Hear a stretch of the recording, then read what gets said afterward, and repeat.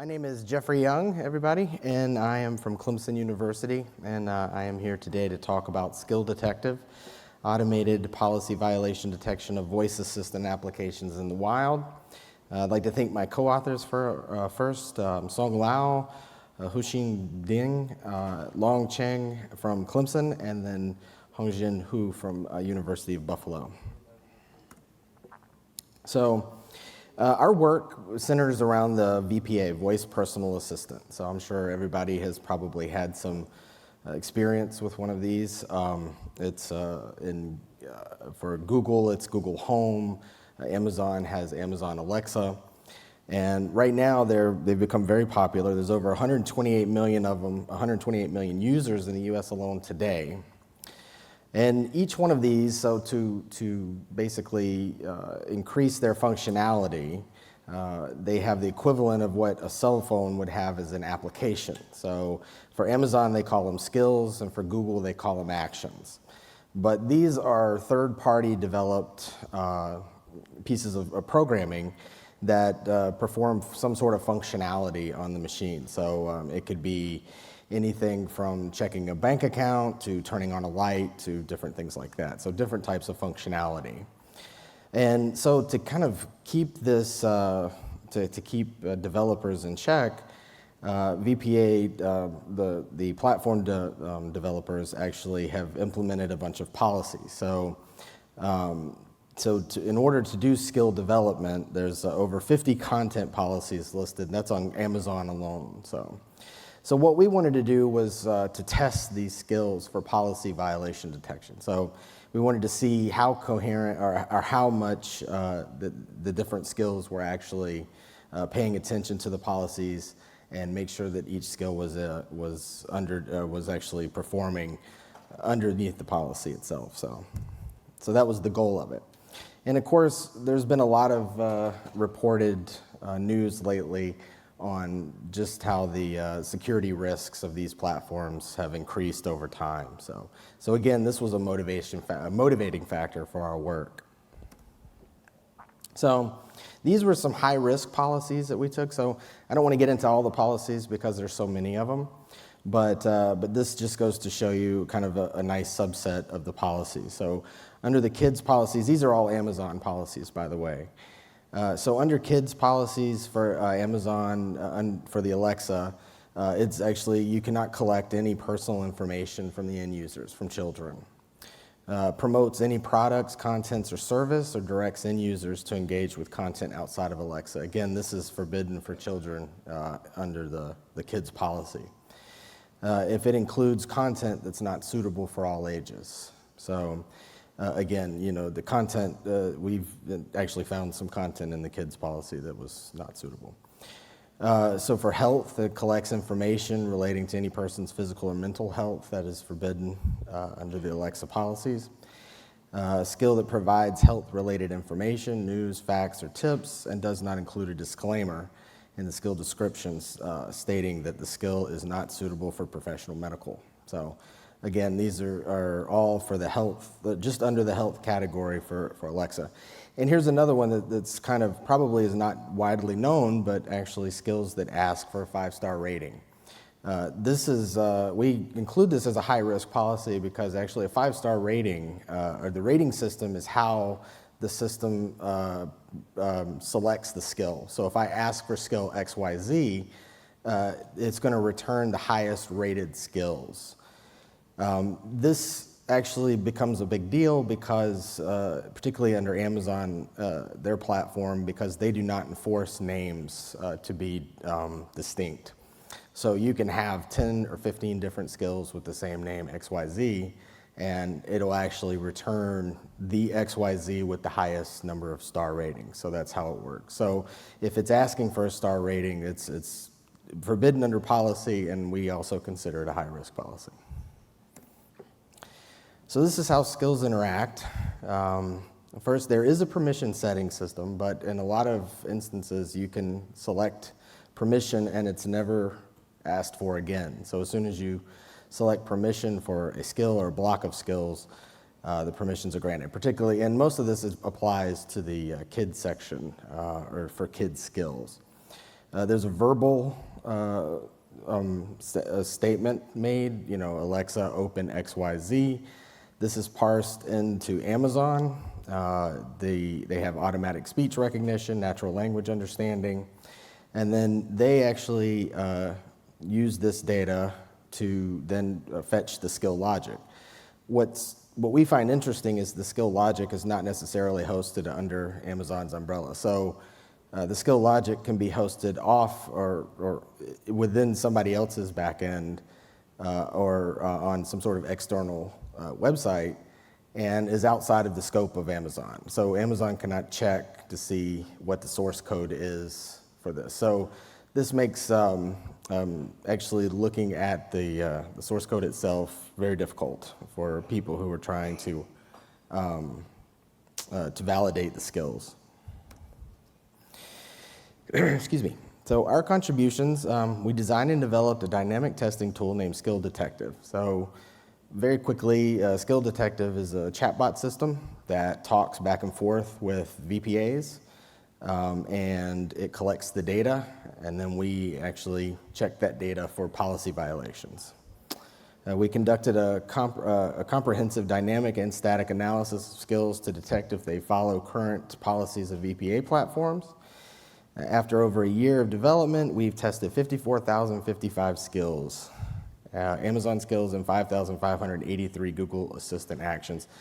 Google is much harder to check. The way that the system is designed, it's hard to interact textually. So the way that we were able to test so many skills is because we used the Amazon's and Google's platform that they provide for developers, which has a textual interface. To interface with Google's, actually, currently you can't do it. They've made it impossible to log in using things like Selenium WebDriver. So we're looking for ways around that, but you would actually have to interact, voice interaction, which would take a very long time to test Google Actions. So our Google Actions are much lower than what we tested for Amazon. But we did identify 6,079 skills on Amazon and 175 actions on Google that violate at least one policy requirement. So this is the SkillDetective system overview.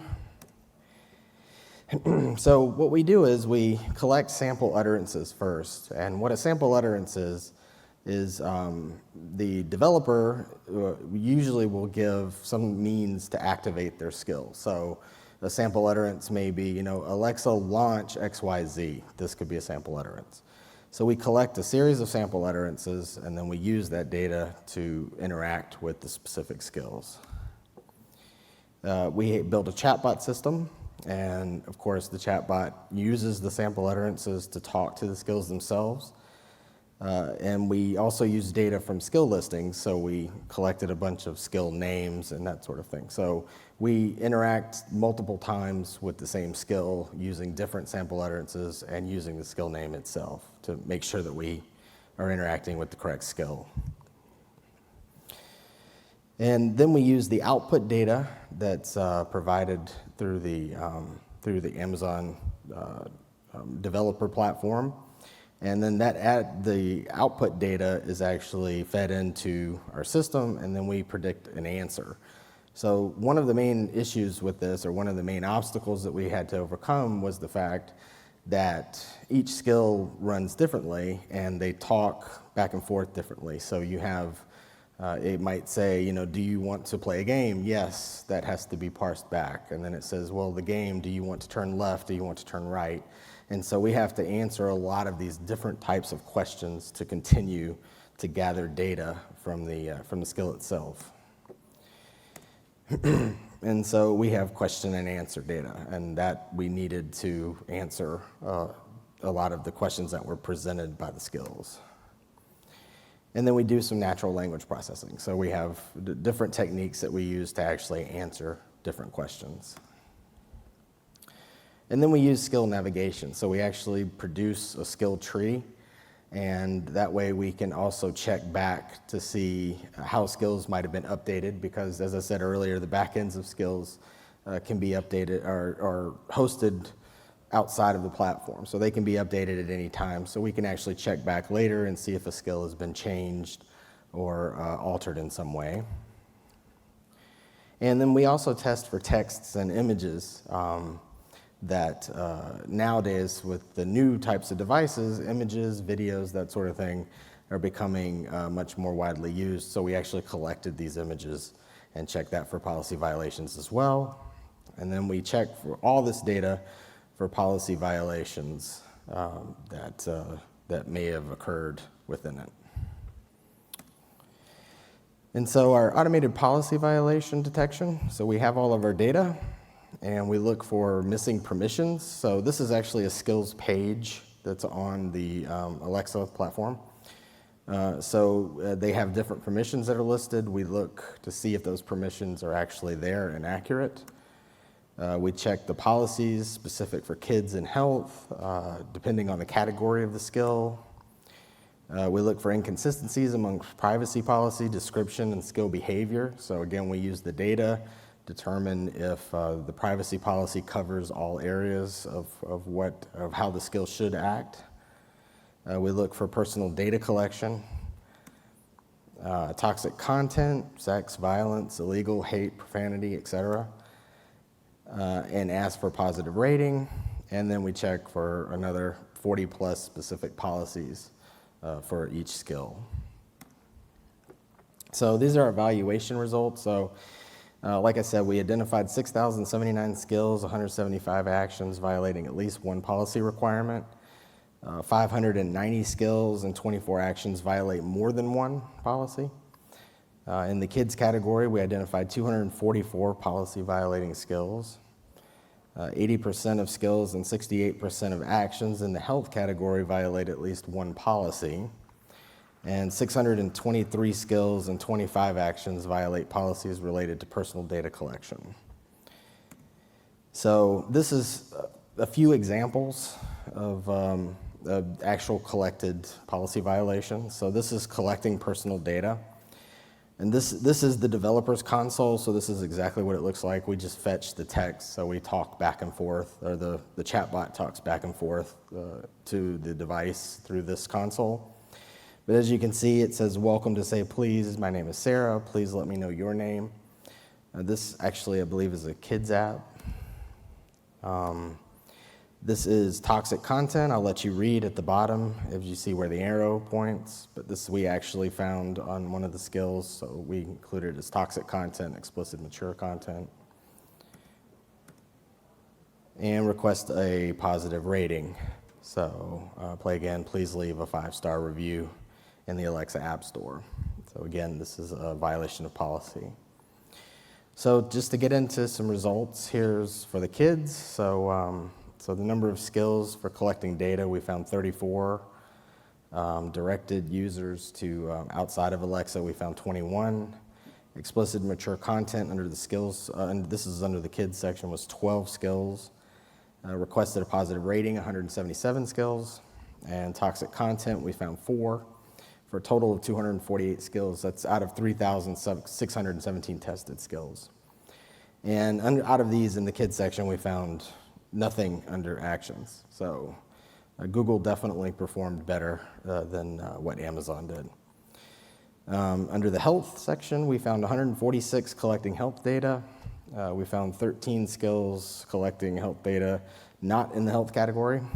And we found 1,709 that lacked a disclaimer. So total for 1,868. We also found 13 actions that collected health data, and we found 151 actions that lacked a disclaimer. This we have collecting data protected by permission models. So we found 1 skill lacking a privacy policy, 330 skills incomplete privacy policy, 38 deceptive privacy policy, for a total of 369. And for collecting data not protected by permission model, we found 171 lacking a privacy policy, 104 with an incomplete privacy policy, 12 with a deceptive privacy policy, and we also found some actions. So we found 8 incomplete privacy policies and 2 deceptive privacy policies and 17 that should ask for permission that did not. And one more, general. So we found 3,464 skills requesting a positive rating, 177 toxic content skills, and 3 that were actually predicting the gender, for a total of 3,644. And this was from the actual media and audio. So we didn't find much in the media and the audio, but we did find 1 skill that was collecting kids' data, 3 skills directing the kids to interact outside of Alexa, 2 lacking privacy policy, and 2 incomplete privacy policies. So we have reported this to Amazon and Google actually did confirm that 43 out of the 175 actions they immediately removed from their store. So we're still waiting to hear back actually from Amazon. So thank you very much. And questions?